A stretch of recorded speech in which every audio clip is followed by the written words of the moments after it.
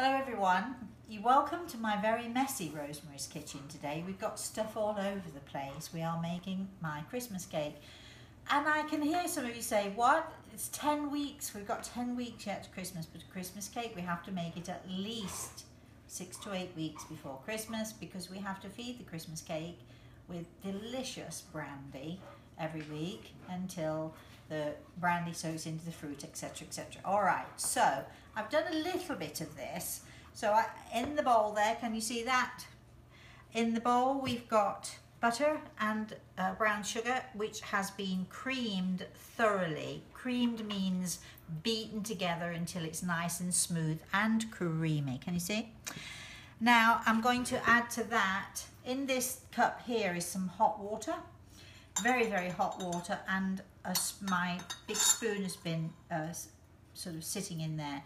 This spoon is the equivalent to a tablespoon, a measured tablespoon, and this is what I always used to use years ago. I'm going to put some molasses, black treacle we know it as in England, black molasses, call it what you like, and I'm going to put one really, I might spill over the edge just because I just love this stuff. Look, already, I love it.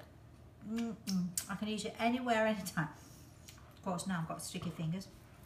We're going to put the molasses into this sugar and butter. I'm going to scrape it in, get it as much off the spoon as I possibly can. If you make sure that your spoon is nice and hot, the molasses will come off it nice and easily, and sort of, because as you can see, there's hardly any left on there. Put that back there, and going to put that there. Let's take this out of the way now because I don't need that anymore. We're going to put that in the mixer. This is my Kenwood, my very favourite mixer. Yes, we're going to make a noise for all of about 30 seconds when I beat it.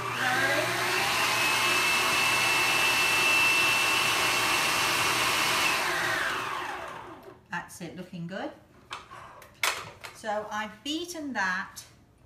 Can you see that, Carolyn? Do I need to lift that a little bit? There, look, I've beaten it. Now it's sort of, that's sugar, brown sugar, butter, good butter, and I was looking for the lid on this. I like to put everything away. What I like to do when I'm baking is I like to put all of my ingredients on this black board here. Then as I'm working, usually I would put them all away so I know I've not missed anything.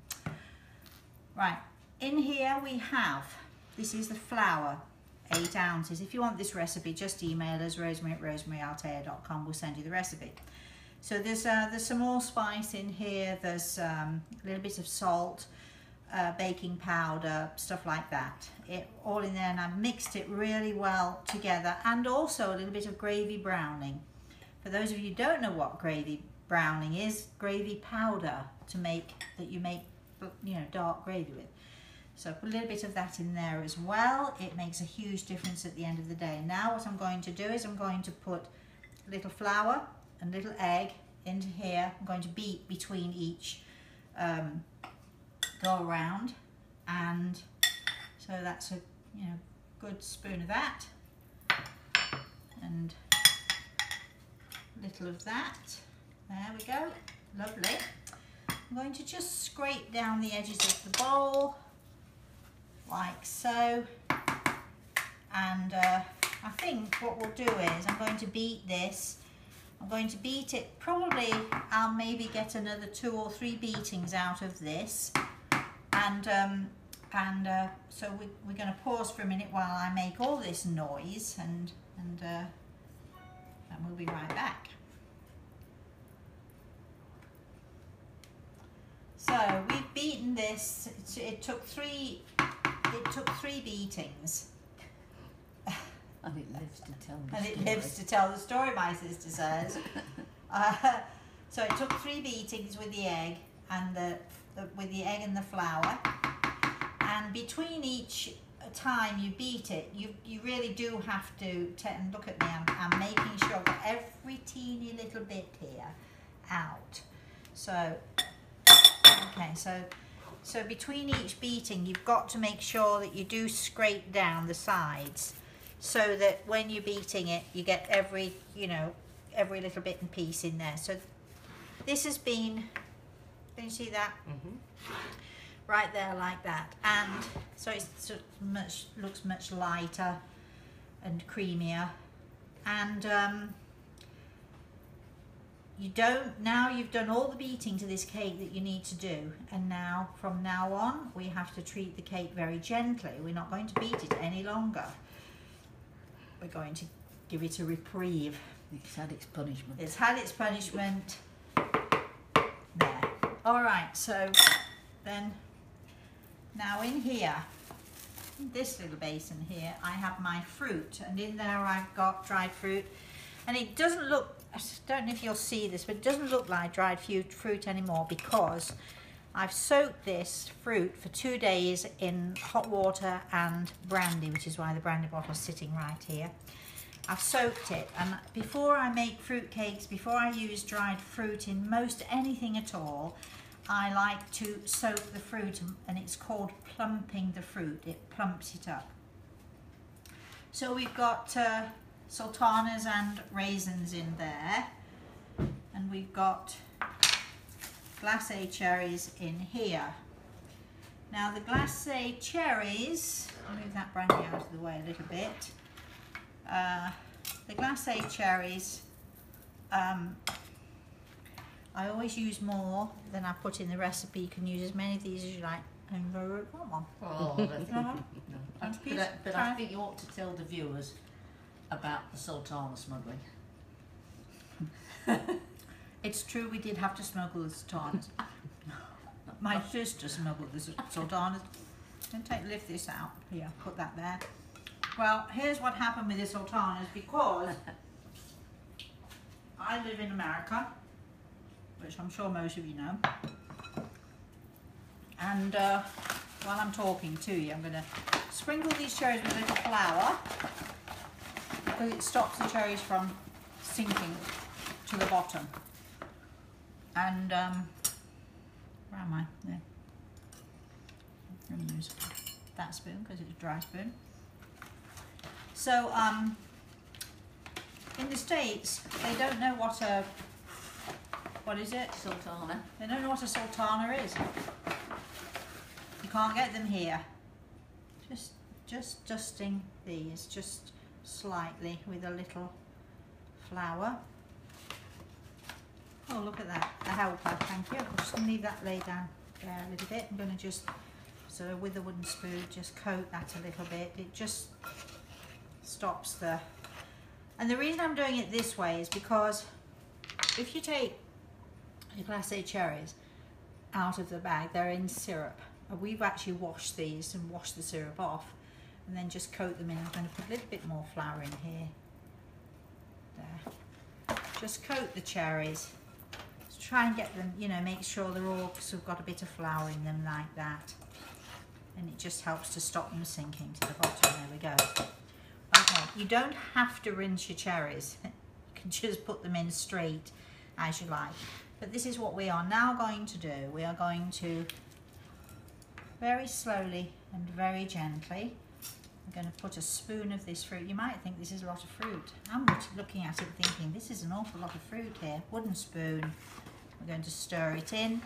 But we're going to try and do it fairly gently because we've beaten a lot of air into this cake, remember, and we do not want to take it out. So I'm going to put little cherries and little dried fruit. And can you see this looking delicious? And the secret is to mix the fruit all together really well. And I think it's something like 12 ounces of raisins and 12 ounces of sultanas. And the smuggling part comes in that in England you can get sultanas and currants and raisins. Here in the States, unless you go to Amazon and you pay an absolute fortune, you cannot get sultanas or currants for that matter. They're all dried fruits. In England, we wouldn't be without them, right, Madeline? That's absolutely right. I mean, the idea of not being able to buy them is amazing to us. So my sister, I said to my sister, I'll take as many packets of sultanas. See this? I'll take as many packets of sultanas as you can get in your suitcase.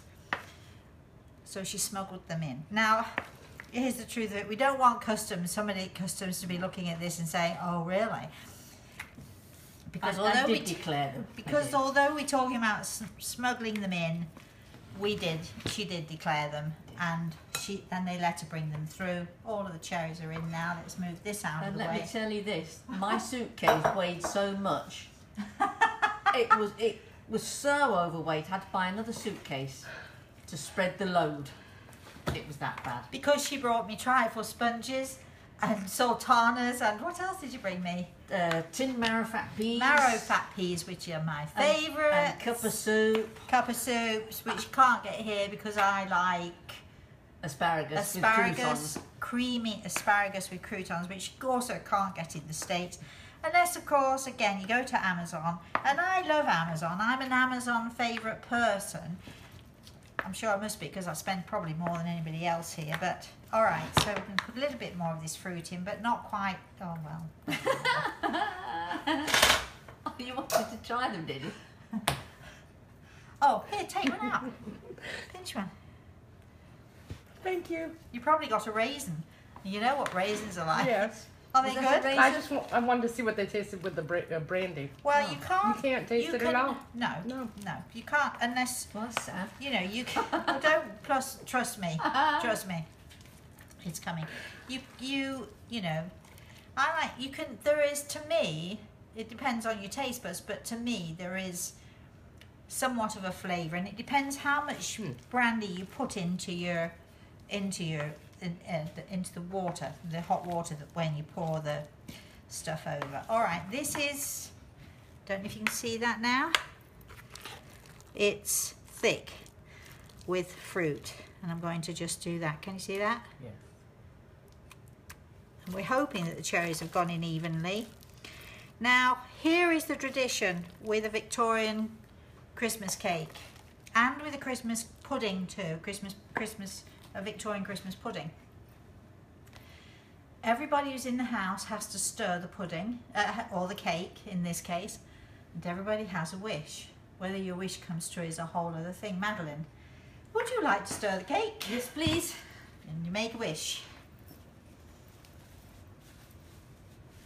There we go. I didn't know she was having a funny turn then, or she was thinking about making the wish. Wonderful.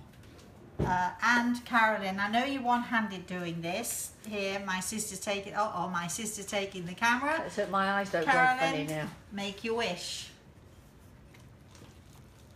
Oh, it feels incredible. I never thought to. Did we see where? Good? No, yes, it's just a different experience being over here.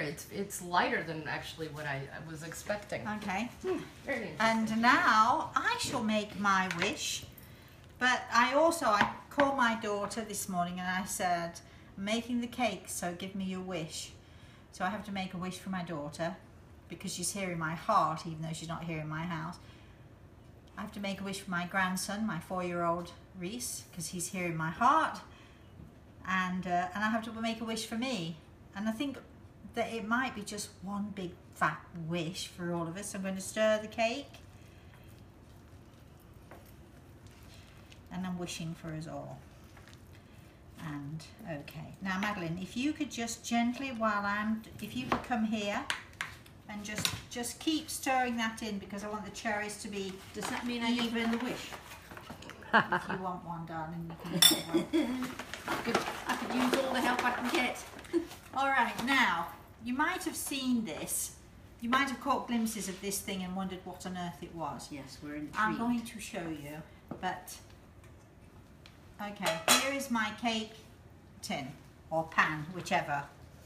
I'm not going to take this out because what we do first of all is, this is a double, I'm using parchment paper. This is double. I fold it over. It needs to be above the tin. It's a little bit more above than it necessarily needs to be, but too bad that's the way it is.